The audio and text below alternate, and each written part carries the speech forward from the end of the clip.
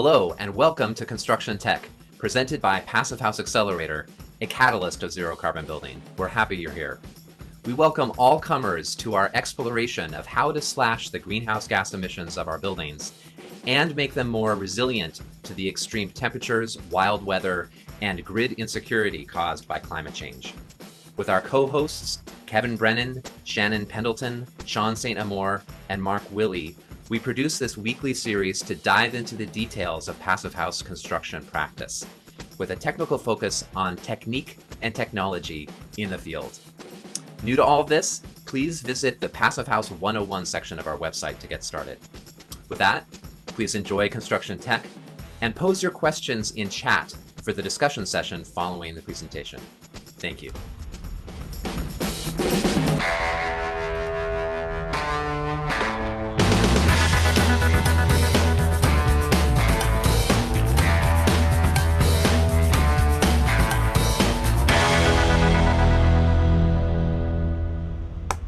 All right, thank you everyone for joining us tonight for Construction Tech Tuesday, and we are really excited to have Dan Welch here from Bundle Design Studio talking about the tiny mobile passive house office project. So with that, co-hosts, please take it away. Thanks, Zach. I'm Kevin Brennan. I'm from Brennan Insulation and Airtightness. I am in New York City, proud passive house tradesperson and contractor, and I'm excited to bring you this presentation with Dan, small passive house contractor, consultant, does many more things out there. I'm excited to learn about his presentation, and I am jealous of his passive house mobile office because my construction sites definitely don't have one. They're not quiet. They're not airtight. It's getting cold in New York City, and we need those offices out there. So, next co-host is up. Thank you, Kevin. I'm jealous too. So Mark Willey, U.S. Engineer Wood, thanks for being here tonight. I'm going to take this moment to give a brief announcement. So there was a positive vote for an ASTM tiny house standard. So I'm bringing that up tonight because of the topic for tonight. And it basically, I'll read it real quick, November 8th. There was a successful organization to start the ASTM committee, and it's pretty awesome. There's going to be a link down below. Please check it out. I'll put it up momentarily, but it's been a great work by my friend Janet and about 180 stakeholders. And now that it's kicking off, anyone that wants to get involved, please follow that link that I give you momentarily. And secondly, we have a very special date that is tonight. And it's important to acknowledge how we get to places. And so tonight I'd like to acknowledge Shannon for her 6 months with Construction Tech as a host. And unmute yourselves. Gee whiz. Woo! We're thrilled to have you, Shannon. 6 months feels like yesterday. So glad you're part of the Construction Tech team. You are the definition of technical technique and technology. And with that, Sean, take over, brother. Yeah, Shannon, you are a driving force, and we are grateful for all that you do on the screen and behind the screens. So it's great stuff. And so I also just wanted to note a couple things happening in the world. Again, almost as powerful as Shannon, but not as quite. A few people are in Scotland right now talking about how to change the world, and we do have some passive house folks. So I just want to acknowledge all the hard work that members of PHI and the Passive House Trust UK are doing to promote better buildings. There's a whole bunch of different events. So if you're not following them, connect, because they're actually trying to really put a stake in and teach people how to have a better world. It is through using high performance standards. So great stuff. And to show that it actually is working, go south. We're going to go all the way to Chile, where an icebox challenge is underway. We'll get the results in a couple of days. Really great to see, because they want to take the results and send it all the way to Scotland and show that the passive house system works. So great stuff happening. We'll give you more updates next week. And over to you, Shannon. Well, thank you so much, guys. It's been my pleasure to be here, and I can't say enough about everyone who shows up every week and makes it worth our while. So thank you for coming, and good evening. Welcome, virtual friends and newcomers. I hope you're as excited about global carbon accounting and icebox challenges as we are. I'm Shannon from Sanderson Sustainable Design, zooming in from New Hope, PA on the East Coast. And I'm excited to join tonight's guest, Dan Welch, and the Bundle Design Studio for the ultimate Passive House road trip. Please join the chat, let us know where you're from, take screen captures, and connect with Dan on social media. And from parts unknown, Dan, over to you. Looking forward to your presentation tonight. Thank you. Thank you everyone for showing up. I'm really excited to show off our project. If you don't know, this is the smallest project that Phius has ever certified, so we're pretty excited for that. We'll talk a little bit about why small buildings aren't as certified and why they're more difficult to certify. But let's kind of jump right into that. So again, we're excited to share the smallest passive house that's been certified through Phius. My opinion is that this is a pretty simple project, and so not just the technical, I don't want to just share the technical information, but wanted to really share the story behind our project as well, because there's a lot to it, and the reasons why we came to some of these solutions, and the reason why we push some of these passive house solutions, and really trying to get out into the community. So we'll talk about the constraints that led our firm to the conception of the office, how the project moved from conception to reality, and how the project is currently used, because our world is crazy right now, and then our future plans as well. So this is the firm, this is Bundle Design Studio. This is actually, we're a 3-person firm, so this is actually at a crossover point. Myself on the left, Zach Jorgensen, and then Jordan Frazen, who might be on the call today, who is actually leaving our firm to move to the East Coast, and now does architectural and landscape work on the East Coast over in Maine. And then Mackenzie Stickney, who I believe is also on the call today, or on the video today as well, who recently just became a passive house consultant, and was also part of a podcast with Passive House Accelerator. So if you haven't checked that out, make sure that you check out her podcast as well. And this is just, we do this as an orientation, kind of fun event when we do have new hires out on a little camping cabin that we have out on one of the local islands. So what does Bundle do? We are a small 3-person firm. I want to make a plug right here that we really want to become a 4-person firm. So if anybody needs a job and is really well-versed in Revit and AutoCAD and understands passive house strategies, please look us up on our website and send me an email and your portfolio, and let's get somebody else working in this field. Because this is what we do day in and day out. We don't have $1 million clients. We work for, middle-class-ish people. But all of our projects at heart are passive house or high performance. At a minimum, we certify everything through Zero Energy Ready Homes.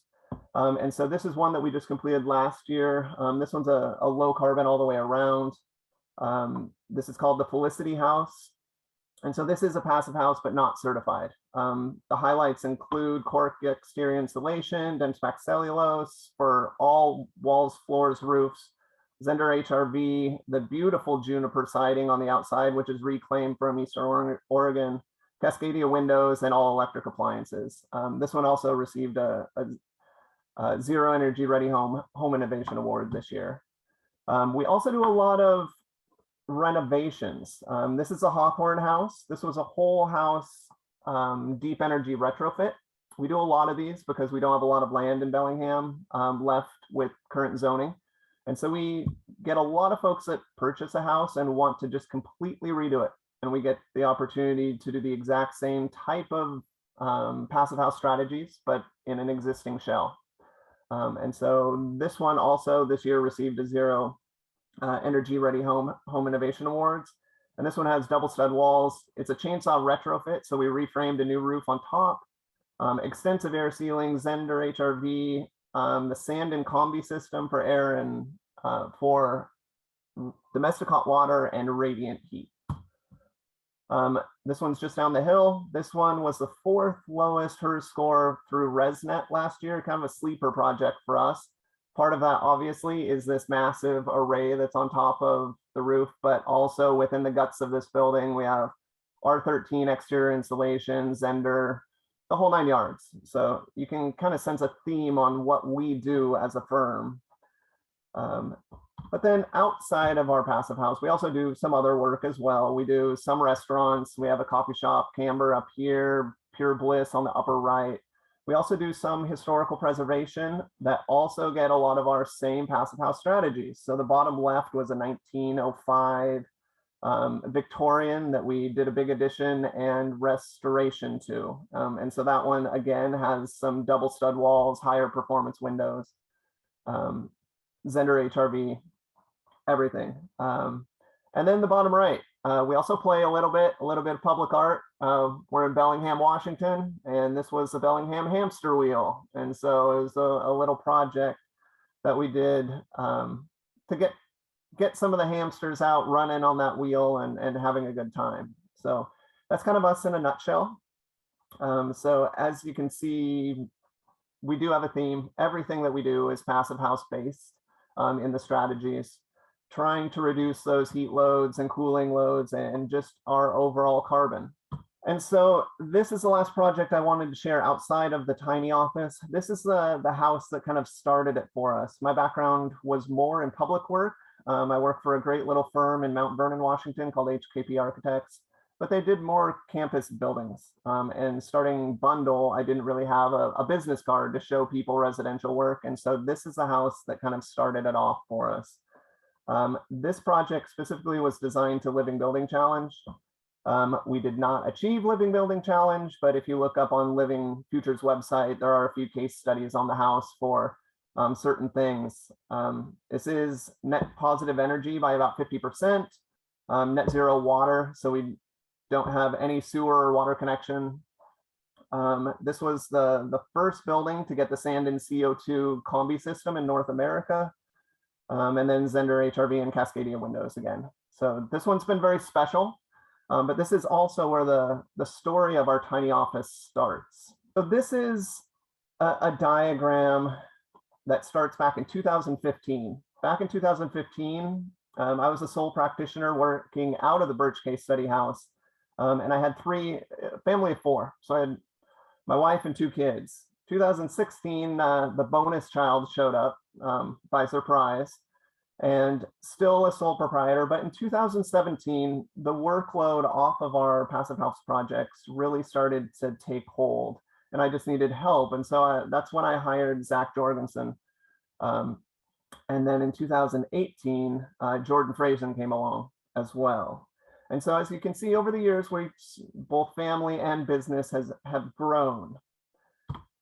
And so this, within the Birch Case Study House, was the home office. Obviously, you can see that as a principal, I got the corner office with a great window, but it was very distracting. It was cramped. We didn't have enough storage between our supplies and my skateboard collection and artwork and such. We needed a place to really separate home life from business life, because every day my 3 kids would come home and it sounded, it sounded chaotic. And so it was very disruptive as a firm. It was very hard to host clients at the house, although it was a great example for us to show the passive house strategies. So what do we do? The same as every other place in the United States, Bellingham is experiencing lots of inflation within the housing market. So where do we go when we need to find a space that has what we want in it? Lots of light, fresh air, something that's very efficient, actually more space in our master bedroom, but also allows us to walk the talk. When the cost of office space is so expensive, because that's a huge overhead jump for us. The first thing that we did, not sure of what what our solution would be is that we reached out to our community. So at a local green drinks event, we stumbled upon two incredible connections with who we ended up partnering. Evine Trading and the Miracle Food Network. They're based on the Lummi Reservation, which is just to the west of Bellingham. Together, they provide food security for underprivileged families living on the reservation. And they also have huge plans, or had huge plans, to provide inexpensive, healthy, and safe tiny homes for those in need of shelter. So there's a lot of addiction problems and a lot of homeless problems out on the reservation. And so these two groups were coming together to try and solve that problem. At the same time, they were also trying to develop some workforce training to lift up some of those people so that they could afford their own housing and not have to rely on some of the charities that these organizations provide. The problem is that Evine Trading and Miracle Food Network had zero construction experience, so they don't know how to put a building together. And so that's where we came into the mix. So this is basically what they were hoping to accomplish out there. It was bed in a box type tiny homes. But again, as I mentioned, they had no construction experience. As part of our partnership with these organizations, they offered two things. They offered a trailer and they offered a warehouse for us to construct the building. As you can see, the trailer, when it arrived, was not exactly what we were expecting. It was rusted, it was bent, it needed new tires, it needed a lift kit so the building would actually clear the tires. There was a lot of things that needed to happen. And to make matters more stressful, we had approximately 1 week to build a robust building envelope and pull it off the site. And so we were really nervous that the state of the trailer and the requirements that we had in front of us were not really going to mesh too well. But in the end, Evine Trading really came through. They fixed up the trailer for us and gave us access to the site, so then we could start stockpiling a lot of our materials. So once we had these constraints, now we have a trailer and we have a site, but we need to back up a little bit. What exactly are we going to build? And there is a lot of jokes as we started submitting this to Phius, is that this is the most cooler-like project that they had ever seen. It is literally just an extrusion and just solid insulation. But what we needed as an office requirement is it needed to be highly insulated, airtight, well ventilated, lots of light. We needed to have at least 3 workstations with the possibility of 4. But then we also wanted to have clients in here as well. So we needed a meeting room, a bathroom. And then comes the complication of travel. Most of our buildings are static. And so they don't experience the same forces as going down the highway. So we also needed a building assembly that was extremely rigid. And at the same time, because we're working with organizations that have no construction experience, we needed a very simple construction strategy that was very easy to detail to achieve high performance metrics. And then lastly, you can see on the very right, the end view of the cooler, the size was dictated by the Department of Transportation as well. So we couldn't be more than 8'6" wide and about 14 feet tall. Otherwise, we'd start hitting stoplights and bridges and everything else. So we really have the constraints, the rules of design laid out for us at that point.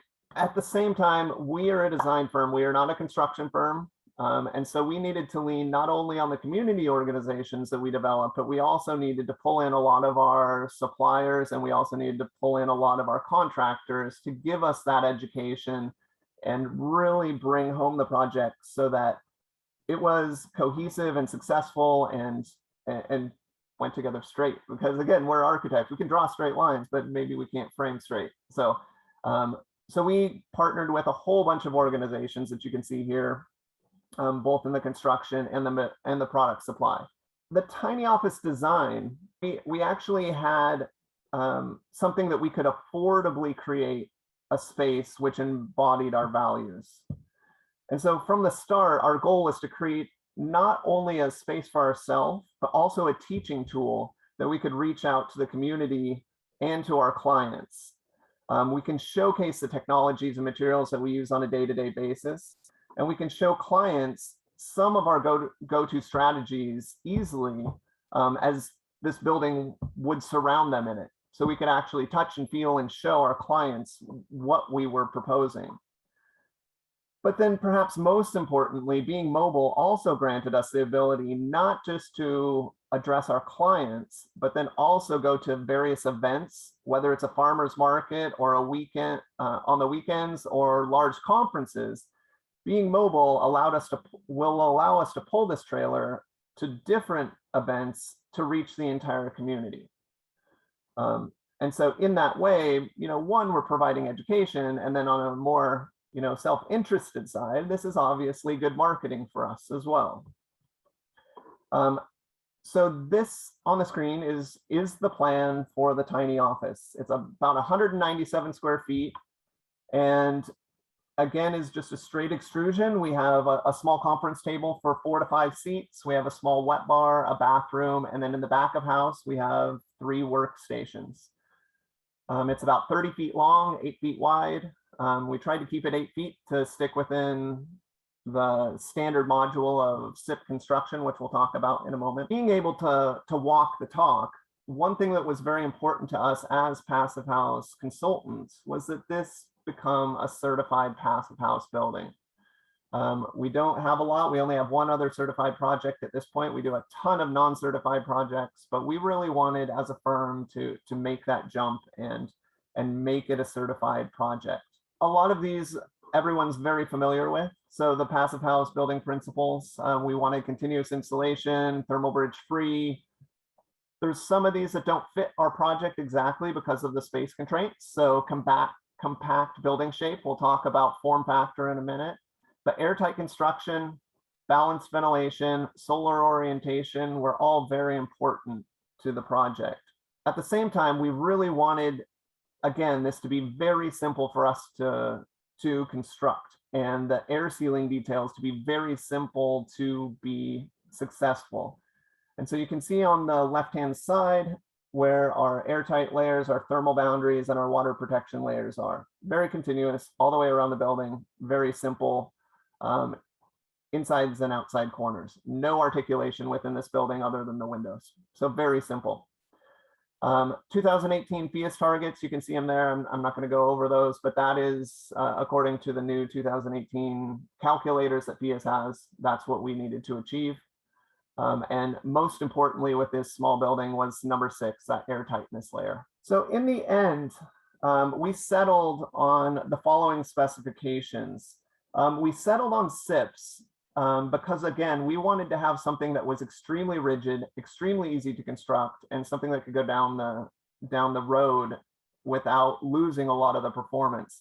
To be quite honest, we don't use SIPs very often in our firm. We are actually on a mission now because we've become fairly successful at producing high performance net zero energy buildings. We've kind of moved on to looking at the carbon of our materials as well. So most of our materials now we're attempting to be 100% cellulose based. So it's not a normal assembly for us, but we still understand that foam products have their place. And this is one of those places that we felt would be most successful. So if you look on the upper left, those are the general specifications for the building.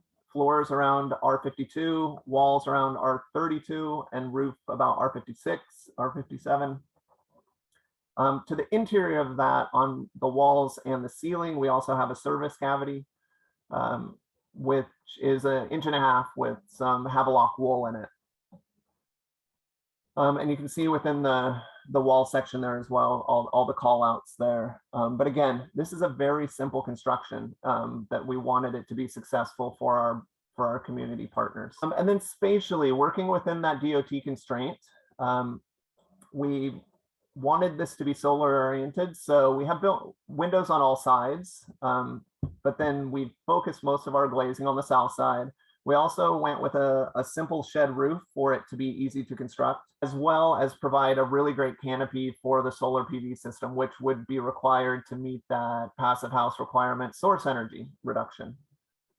And it also worked out really well just spatially for us as humans, in the fact that the wall on the south side was about 7 feet.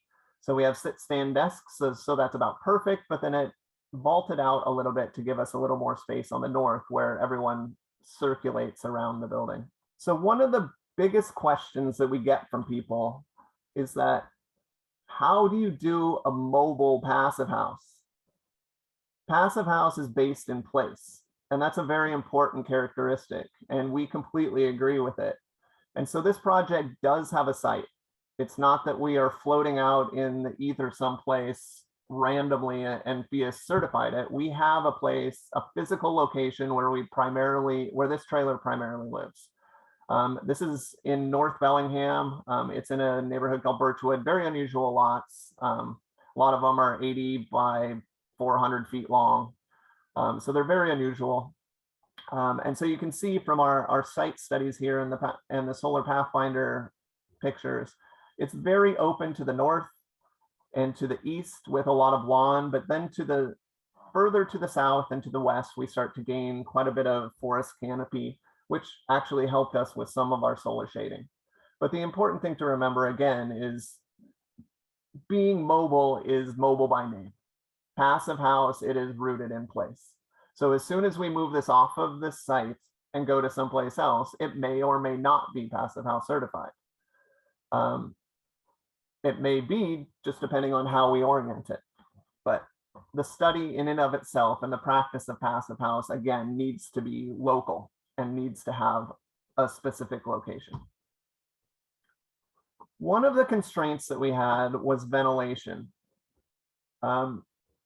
This project, some of the intricacies of this is that, again, this is more like an RV.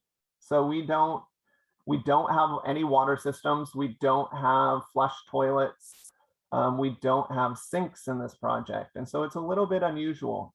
That said, we still needed a bathroom within this project.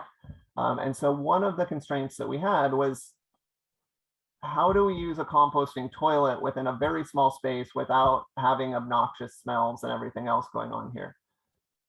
Almost every composting toilet that's on the market has really big fans and does a lot of direct exhaust.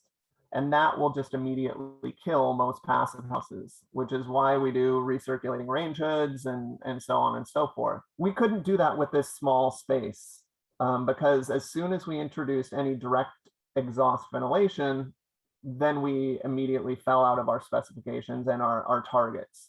And so what we did to accomplish this is, rather than using a completely balanced HRV system, is we unbalance the HRV system just slightly to provide a positive pressure within the building so that it naturally vents through the composting toilets and pushes all the smells out rather than pulling anything in. And at the same time, we used a very large HRV, which you can see there on the right, which is a Zender CA200, which is probably 4 times too large for this building. But the reason that we did that, again, is this is an education facility. And we wanted to be able to open the door and show clients what we were going to be putting into their buildings. There's other options that we could have done, but we just felt that was the most appropriate to continue with our education efforts. So tiny buildings are special. Tiny buildings are hard. Tiny buildings are very difficult to certify passive house-wise because they suffer from a poor form factor. So form factor, if you're not familiar with it, is envelope area divided by the conditioned floor area. So typical passive houses try and achieve around 3 or below a form factor. Obviously, this can range, but that's a good goal to try and achieve. The mobile office, because we have so much square footage for exterior walls and such a small square footage for interior conditioned area, was over twice that. And so that makes it very difficult to control your heat load and your cooling load and your heating demand because you have so many more surfaces that experience heat loss. So one of the strategies that we had to use was to count all of our negative thermal bridges. And so negative thermal bridges are typically found at the corners. And you can see from our WUFI model here that we modeled all of them. All of them are fairly similar because it's almost the same detail for every single corner of the building. But we had to account for those, otherwise we could not achieve our heating demand and heating loads. And then space conditioning. Space conditioning was an interesting constraint, especially being mobile. If this would have been a tiny house that was on a foundation and we had permanent hookups, that would have been completely different. But because this is a mobile office, we didn't know where we were going to take it, where it was going to end up. And so we needed flexibility within the building. One of the constraints that we had was, how are we going to heat and cool this? Being a passive house, yes, it's going to cycle with the seasons, cycle with the weather, but we're still going to need to provide some conditioning. At that time, when we were looking, we really wanted to provide a really small mini split. One, there was a problem. There aren't very many 110 volt mini splits on the market. There's a lot more now, but there wasn't at that time. And at the same time, mini splits are pretty expensive. And our loads were so low that on our right, a simple little oil heater was really easy to meet all of our demands and still be net zero. So that was the stance that we went with. Cooling also, because we don't have a mini split or an air conditioner, cooling is provided through natural ventilation and night flushing. We never thought that we would need cooling, but after the summer, there is some serious thought about needing cooling because Seattle area hit over 100 degrees this summer. And so there is talk about changing that as we move along. Also, utilities needed to be flexible. So we provided both an opportunity to be plugged into 220 as well as 110, just so that when we're at home, it runs everything. Like a lot of our HRV and everything runs off 220. So we want to provide that. But again, showing up at the farmer's market, they're not going to have a plug for us. So we made sure that it was double plumbed for electricity in two directions. Where did we end up? This is the final WUFI model report. And as you can see on the right-hand side, we have a lot of those beautiful green check marks so that we met all of the passive house requirements. We met all the passive house requirements, not with a lot of problem, but we had to pay really close attention to how we were achieving those. One of the things that we really needed to pay attention to was the very bottom right, air tightness. So when we were going through the model, if you were to go with the Phius standard of just generic air tightness requirements, it was about 64 CFM that we'd need to have for that ACH 50. That would not even come close to meeting the passive house standard in this tiny building if we were to have that, if the building was that leaky.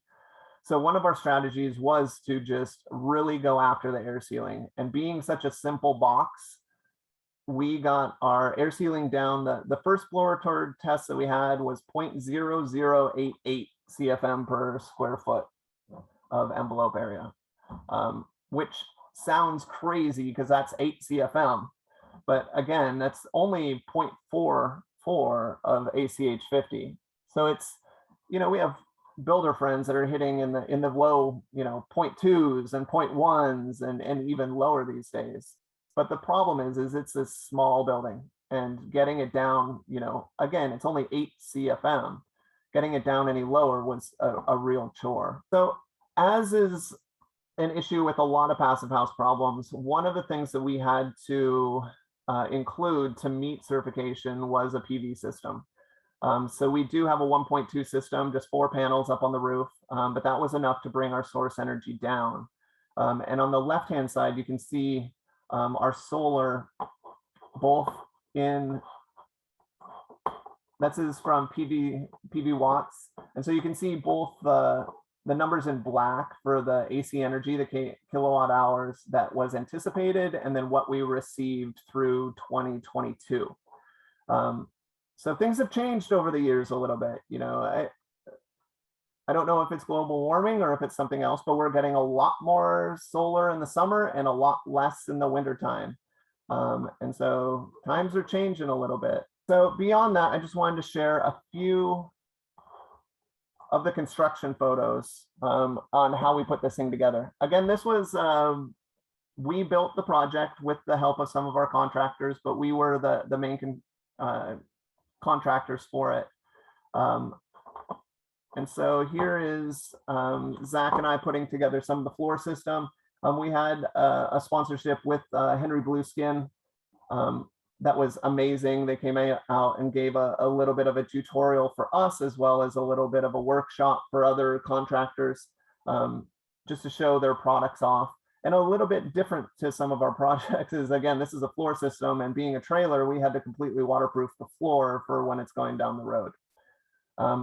But so again, floor system is a 2x12 SIP. So that's 11¼ inches of GPS insulation. These are the super splines that go in. So this is what makes this building thermal bridge free in most situations. So these panels are broken down into about 8-foot sections, but this super spline goes in to tie the two sections together and keep that continuous insulation. Again, this was a team effort. Most of the building was put together by hand, which was important, not just for us, but for our community partners, as the Lummi Reservation organizations were going to try and do a lot of this by hand and didn't have a lot of expensive machinery. Obviously, these are big and heavy, but you can manage it to handle it with a group of people. There's a floor system on the trailer. That was a huge step for us. But then we did do some machine work. So some of these walls were full 30-foot long. And so obviously we're not going to manhandle those into place. And so we did have a forklift for some of the walls. Wrap the entire layer. Our air barrier is technically the OSB on the interior, but we did, again, use the blue skin, paid very close attention to all building corners and lapped that blue skin all the way up and over. We also paid very close attention to try and bring down that linear heat loss around the window frames as well. So we did both a sloped sill out of very dense EPS, as well as EPS on the interior of the windows. And again, air sealing was our saving grace. So we just paid extremely close attention to our air sealing.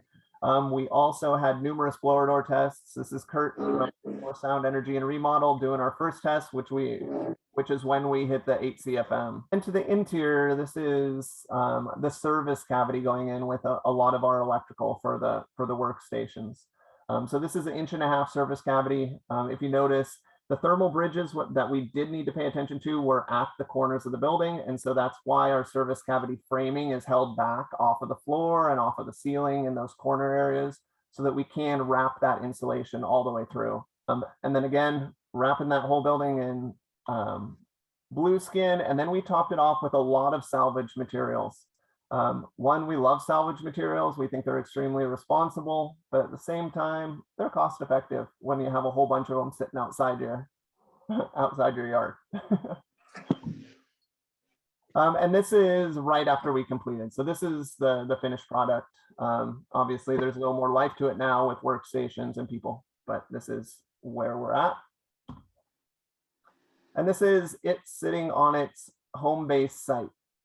So as you can see, to the east and to the north, lots of lawn and open. Directly behind us is a lot of more forest. So that's basically what I have for tonight. I'd love to just talk generally about the project if anybody has questions. Great presentation. Thank you so much, Dan. My first question is the same one I had before when we chatted.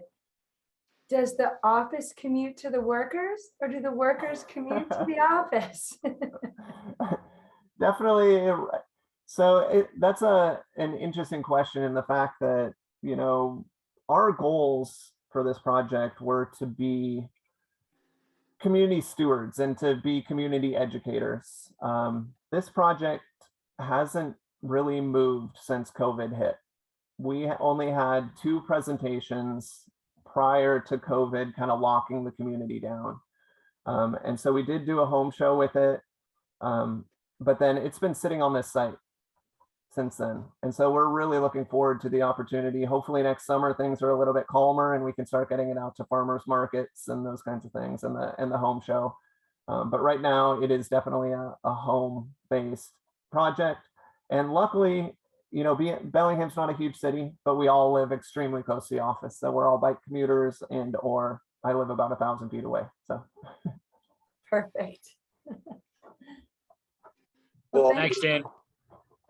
Oh, sorry. Go ahead, Sean. go ahead. I just say it's an amazing project. It's great to see that you're doing marketing really smart in Passive House. I think the farmers market community are our people, and they speak our language, and they, you know, like I've always wanted to advertise to people that were in CSAs and really get the message of sustainability out there. And you know, you're doing a really great job out there. And from working in Passive House, when you walk inside of a Passive House like structure, it's quiet. It feels different, you know, it smells fresher. So you're really smart way to get Passive House out to the people. My one technical question was, you guys made it seem real simple to get a really tiny building, super airtight. That's not that easy. You know, No. like that's pretty difficult to do, because I do it in training, and we do like these little mock-ups for the Passive House tradesperson course. And even though you're watching every detail, the surface area to volume ratio doesn't work with air tightness as well. So Yeah. how'd you guys go around that? Again, you know, we really just focused on trying to have a very clean box on the interior, making sure we paid attention to every single crack and cranny within that. Being SIPs, there weren't a whole lot of them, so it's fairly easy. But then also, you know, double dipping on it. So I don't know how much it flips between inside and outside, but we also, again, using a self-adhered water resistant barrier on the exterior to try and pick up any of those areas that we missed for air tightness. You know, we have kind of both going on. Obviously, you need to be a little bit careful with that strategy, as your air barrier needs to be in a specific location. And you don't want to be trapping any moisture that does get through with condensation. And so that's why we chose some of the products that we chose. And Blueskin being one of those, that we didn't want it to go through the SIPs and then sit in a trapped layer. But I think it is that belt and suspenders kind of strategy that really helped us out. So your interior air barrier is the OSB of the SIPs, and then you Yes. taped the seams or sealed the seams? We caulked all the seams. Great stuff, Thank Dan. Thanks for bringing in some building science for us. Again, bringing the technical, the technique, and the technology. Again, this is a huge opportunity for people to get into, you know, housing and give them some shelter. So that the fact that you've proven some very simple steps, simple blocks, and all the details is just really fantastic. You know, just to ask a question as well, is, you know, you're talking about some overheating, and I know in the tiny house world, putting shades is great, and you know, portable shades, and I even saw some solar panels that are used as shades. Would you consider doing any shading on the south side, or would you rather just park it by a tree and let the apples, you know, fall on the roof? Yeah. No, definitely. I mean, that is definitely in the cards.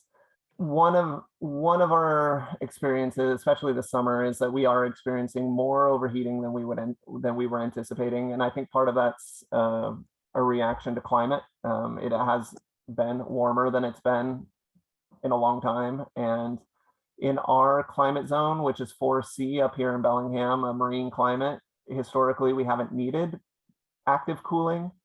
But that's rapidly changing. Everybody is talking about cooling in our area now. With, you know, mini splits luckily work extremely well in our climate, so it's a really easy grab. But we do need to do something just for the comfort of our own buildings for at least those 1 to 2 weeks a year where we are experiencing some of that. And so one of the things that we are looking at is, one, active cooling, but also we need to shade some of the south windows a little bit more. And so whether that ends up being more landscape, I know that we've talked about like very seasonal landscape, such as hops or something like that. If this is going to remain stationary, obviously, if we're dragging it to farmers market, we need to do something a little different, unless we can have suspended planters somehow. But I think that adding solar panels as shades would be a real amazing way to kind of grab a little bit more renewable energy, as well as provide a little bit more shade to the windows. Recording progress. One of the other issues that we are having that isn't necessarily overheating, but this is a very small building and we wanted a lot of light. There is a lot of light. And so having your workstations right next to the windows, we do experience quite a bit of glare. And so providing those solar panel shades, I think would do double duty there and make it a little bit easier to pay attention to our computer screens and cut down on that overheating. So If you must reflect it, you might as well collect it. exactly. Oh, that was perfect, Kevin. Thank you so much. I'm totally stealing that. Well, we've got a couple of questions we can probably take before we jump into the after hour. And the first one is from Janet Doan. Janet, would you like to unmute and ask your question? It looks like Janet may have left us. How about Peter Molinar? Peter, you still there? It looks like you're here. Yes, hello. On. Did that trailer frame make it to sandblasting? And that it's a great idea to use it as an educational office for portable or bringing it to your farmers markets. And it was really smart to put the standing seam roofing on. So it's permanent roofing. It's the only one that that building will need. Go ahead. It did not go to sandblasting. So we'll see. We are getting a little bit of the rust back up where the tongue kind of sticks out of the trailer, but it was wire brushed primarily. The underside of the trailer looks pristine. I'm not worried about that at all. But yeah, you know, donated trailers are donated trailers. So, you know, it's when I was talking with Passive House Accelerator earlier, but for our pre-run, the story behind the trailer in and of itself is pretty interesting. And the fact that we got it from the reservation organizations. They get it from a scrapyard that has a contract to go down to Seattle and get all of the salvaged RV or all the abandoned RVs that are left around the city. They drag them up, recycle the whole thing, and then the trailers are left over.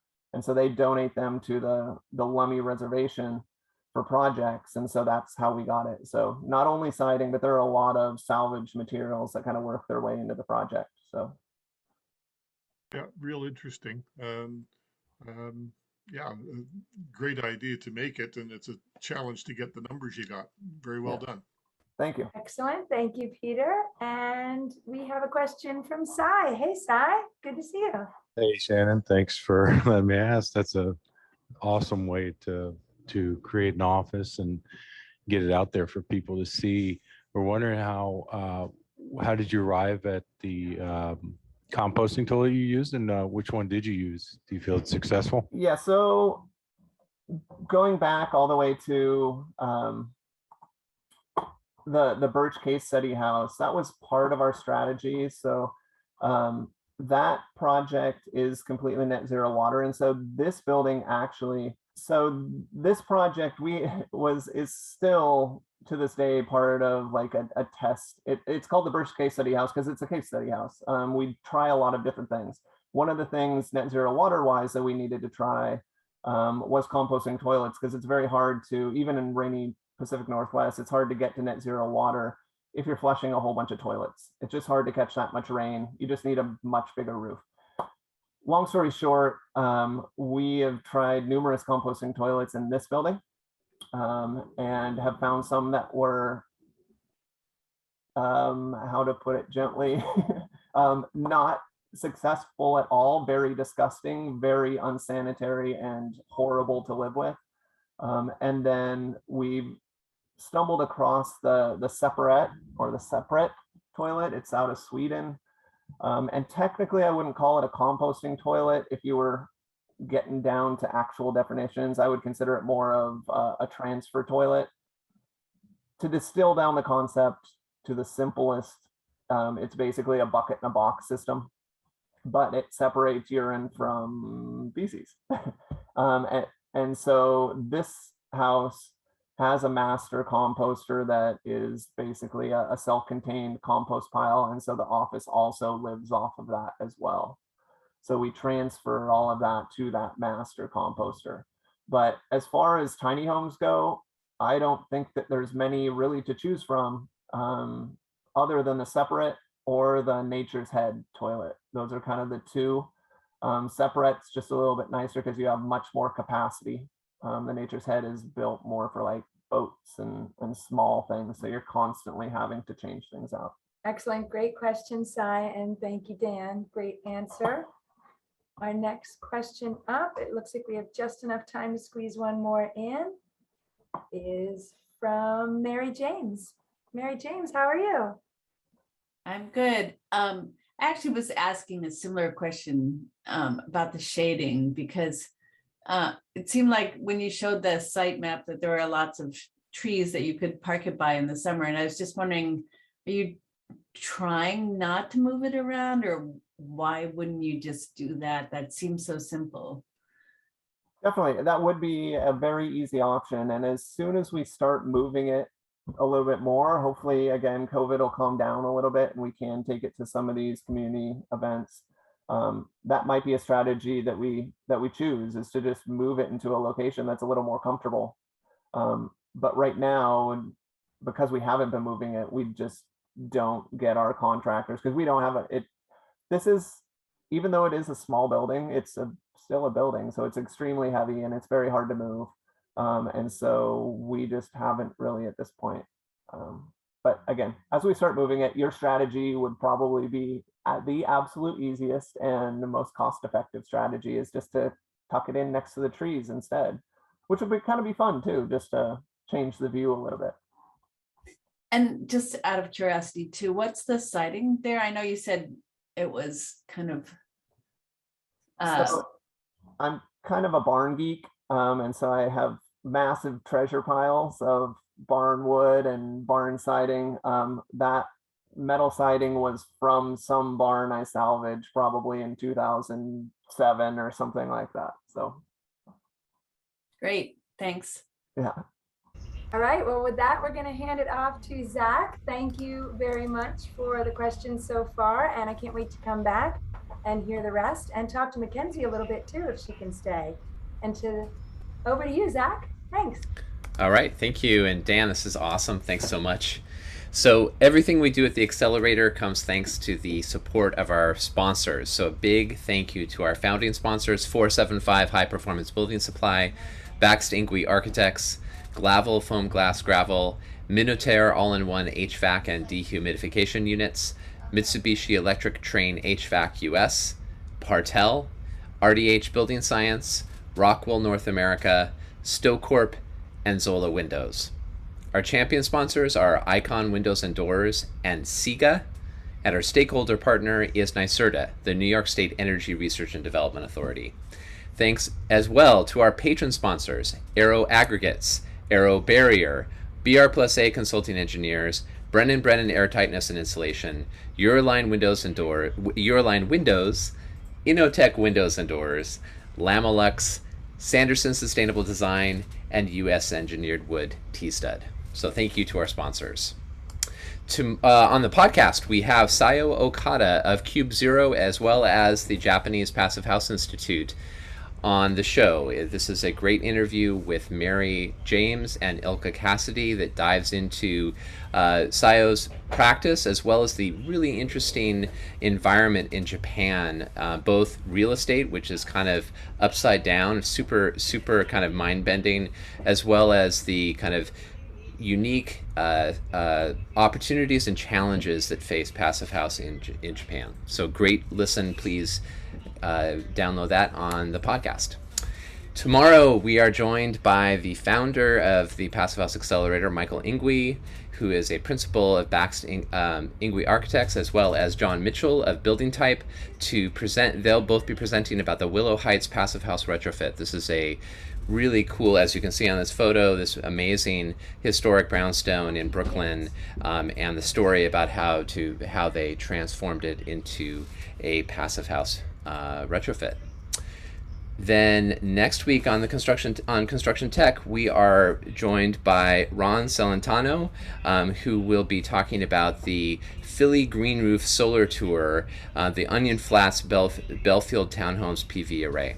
I think a lot of us are familiar with this project by Timothy McDonald, and we're going to dive into the details as we do on this show on next Tuesday.